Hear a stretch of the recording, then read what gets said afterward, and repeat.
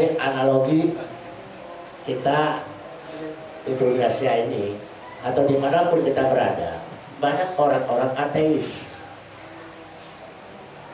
Kalau cerita orang ateis, dia tidak percaya adanya Tuhan. Dia tidak percaya adanya Sang Pencipta. Dia tahunya bahwa alam ini ada dengan sendirinya. Ya. Bagaimana caranya supaya kita bisa memahami? Makanya dalam kajian yang lalu, kenapa kita perlu dalil tafsiri supaya bisa kita tuh menghambat atau menghalau paham-paham yang datang secara mendadak, akhirnya kita kelagapan. Di sini saya bawakan ada satu kisah untuk mencoba menganalogikan benarkah Tuhan itu ada. Ya. Ini sesuatu yang sangat sulit, sangat pelik. Kalau kita bilang ada, gimana? Lo pernah lihat? Ya.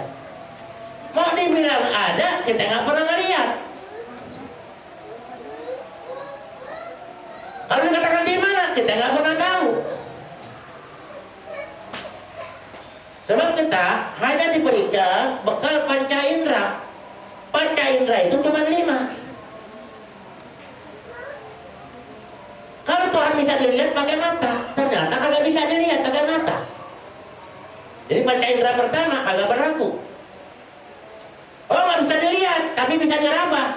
Dengan apa? Dengan tangan. Indera yang kedua. Ternyata Tuhan itu tidak bisa diraba. Berarti panca indera kedua gugur. Oh, kita cium baunya di mana? Ya, pokoknya ada orang ngumpetin durian. Di mana ngumpetinnya? Jangan cari pakai mata. Ya, pakai hidung. Terus di mana baunya? Dia makin dekat, nah berarti itu kira-kira itu keberadaannya di situ. Ya, jangan pakai mata. Kalau pakai mata nggak ketemu. Kadang-kadang tetangga yang beli durian baunya kita kendus, atau orang lewat segala macam. Ya, kita lewat di jalan, atau bau durian. Jangan lihat pakai mata, tapi pakai hidung. Kalau pakai suara, berarti ada suaranya. Ini mau dilihat, kagak kelihat, mau diraba, tidak bisa teraba, mau dijilat, tidak tahu nih rasanya bagaimana. Tapi kita masih meyakini bahwa Allah itu ada. Rupanya suatu saat, ya, ada orang ateis datang ke kampung. Dia ingin mempengaruhi keimanan, kepercayaan orang-orang kampung bahwa Tuhan itu tidak ada. Ya. Nah, karena orang kampung ini tidak ngaji tauhid, gampang terpengaruh. Ayo, kalau bilang Tuhan itu ada, di mana adanya? Seperti apa? Ya nggak tahu seperti apa. Katanya sih ada. Ya katanya siapa? Ya kata orang-orang ada. Tapi kamu nggak bisa ngebuktiin, bohong gitu. Kira-kira bisa terpengaruh nggak orang kampung lagi? Di mana? Kalau Allah itu ada di mana? Buktiin ke saya. Ya, orang ateis Allah kasih kecerdasan yang dahsyat untuk mempengaruhi orang-orang yang bodoh. Apalagi udah bodoh kagak lagi tauhid, jadi kagak tahu. Rupanya di dekat perkampungan itu tetangga kampung ada orang alim. Bikin surat ditantang dialog. Ya, ditantang dialog. Ditentukan pada hari ini tanggal sekian jam sekian di satu tempat.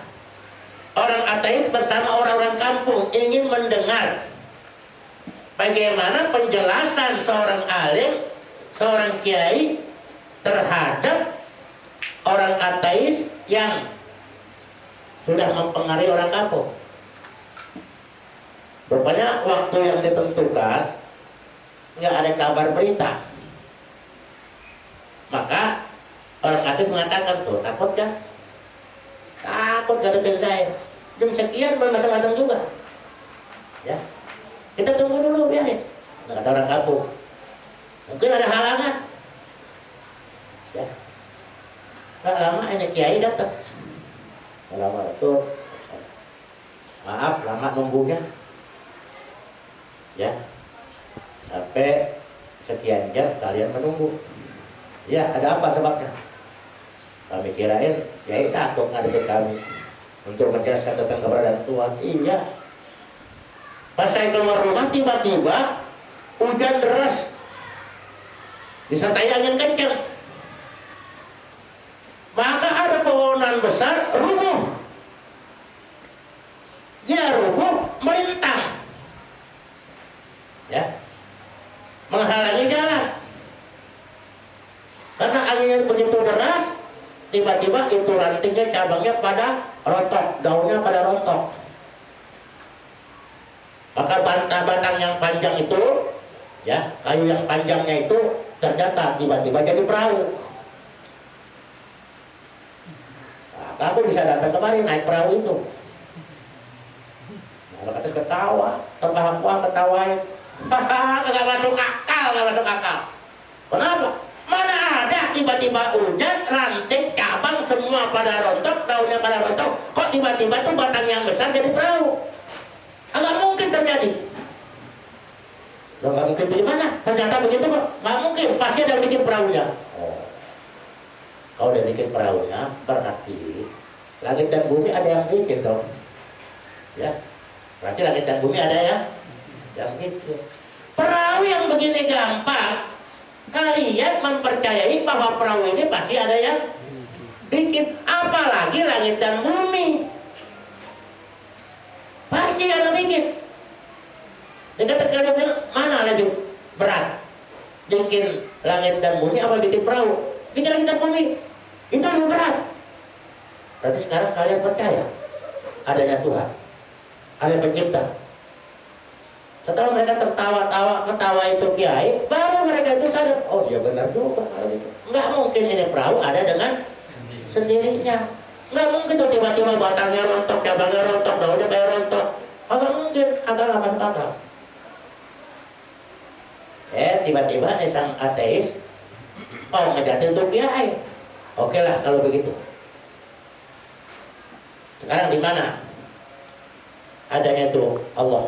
Ada Tuhan tuh dengan Oke, nggak pakai banyak ngomong. Tuh saya disitu. Udah dekat ditampar, prak pipinya. Kenapa pipi saya ditampar? Sakit tau? Saya nggak lihat sakitnya di mana. Mana sakit? Bapak-bapak semua melihat nggak ada sakit di dalam? Nggak ada. Nah kalau nggak ada kok yakin sudah ada sakit? Ya. Kok yakin bahwa di pipi ada sakit? Kelihatan nggak sakitnya? Nggak kelihatan, tapi yakin nggak kalau sakit itu ada? Begitu pun Allah, keberadaannya di mana? Tapi kita bisa merasakan, makanya bukan hanya cukup pakai akal meyakini adanya Allah, juga pakai perasaan. Kita merasa adanya Allah, kita merasa kehadiran Allah. Di saat kita susah, Allah hadir. Ya.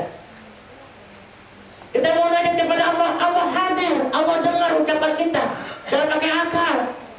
Jangan kita mengatakan, ya saya pendosa, bagaimana dosa saya mau diterima? Enggak boleh kita punya pikiran begitu. Allah itu ampunannya mendahului, rahmat Allah mendahului dosa hambanya. Dosa hambanya sekian, rahmat Allah jauh lebih dari itu. Wa rahmati wasi'at kulla syai'. Jadi bukan hanya pakai akal, tapi perasaan kita ada. Makanya ada jawaban, agak bisa pakai logika, tampar. Ya, apa kata udah tampar. Ya, kadang orang beranggapan mau dikatakan itu setan dari api, berarti masuk neraka api nggak panas dong. Sama nih kayak tampar lagi pipinya, katanya sakit. Pipi kamu terbuat dari apa? Daging. Tangan saya terbuat dari apa? Dari daging. Daging ketemu daging, kira-kira bagaimana rasanya? Ya sakit. Sama yang namanya disiksa ya pasti sakit. Namanya disiksa, pasti sakit. Ya. Ini cara menganalogikan bagaimana meyakini adanya Allah. Dan terkadang nggak bisa kita menjawab pakai ucapan, pakai anggota. Ya. Orang kalau dibilangin pakai anggota, usah dibilangin, ya mau nggak mau. Ya, kasih pelajaran. Niatnya mendidik. Sebab kalau nggak begitu mereka nggak yakin bahwa ada sakit di pipinya, tapi tidak bisa diperlihatkan. Apalagi Allah yang maha gaib, tidak mungkin bisa diperlihatkan. Ini loh Allah, ini loh Tuhan, nggak bisa. Ya, jadi nggak semua jawaban pakai mulut, bisa juga dilakukan. Nah, pakai anggota tubuh. Cukup bahasa isyarat. Nah, cara mengalihkan seperti itu sebagai upaya kita memahami dalil tafsiri lebih rinci lagi, terus cari analogi itu supaya kita tambah yakin, tambah paham.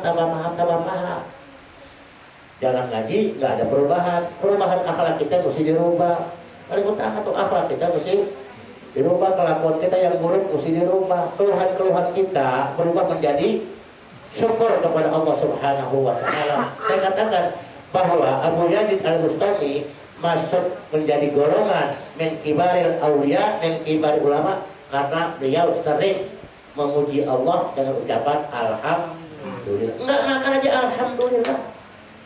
Ya, nggak bisa makan, nggak kebagian makanan, alhamdulillah. Kenapa? Saya masih senang lihat kalian semua makan, walaupun saya nggak kebagian makan. Masih alhamdulillah. Kalau kita kan kenapa? Emang dasar apes gua rasa gua.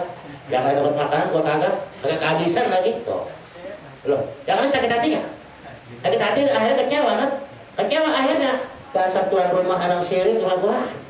Ya, bilang gua aja habis. Emang kebetulan habis. Tapi karena memang kagak itu timbulnya akhirnya kekecewaan. Nah, kecewa ini yang bikin orang gampang kena penyakit, kena kecewa. Kalau udah kecewa timbulnya suudzon, ya. Kalau suudzon akhirnya dosa mulu yang dilakukan. Nah itulah kajian kita pada hari ini. Mungkin ada yang mau ditanya, silakan.